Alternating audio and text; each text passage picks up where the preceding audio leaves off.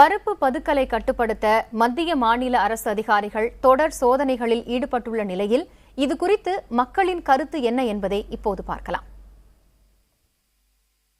இனிமேல் பதுக்காம இருக்கிறோன்னா அவங்க போய் அந்தந்த எங்கெங்க பெரிய பெரிய குடோன்லாம் இருக்குது அங்கே போய் பார்க்கணும். அவங்க எத்தனை மூட்டை பதுக்கிருக்கிறாங்க, எத்தனை டன், 5000 டன்னுன்றாங்க. 5000 டன்னுன்னா எத்தனை கிலோ ஆச்சு?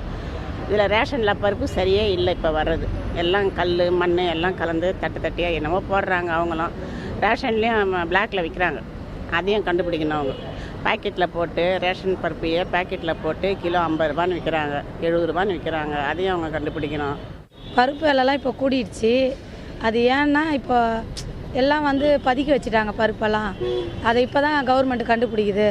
இதை முன்னாடியே செஞ்சுருந்தா விலைவாசிலாம் ஏறாமல் இருக்கும், மக்களும் கஷ்டப்படாமல் இருப்பாங்க. நமக்கு அங்கே மழை பெய்யல இங்கே மழை பெய்யலன்றாங்க. ஏன் சென்ட்ரல் கவர்மெண்ட் முன்னாலே ப்ரொக்யூர் பண்ணியிருக்கலாம்ல?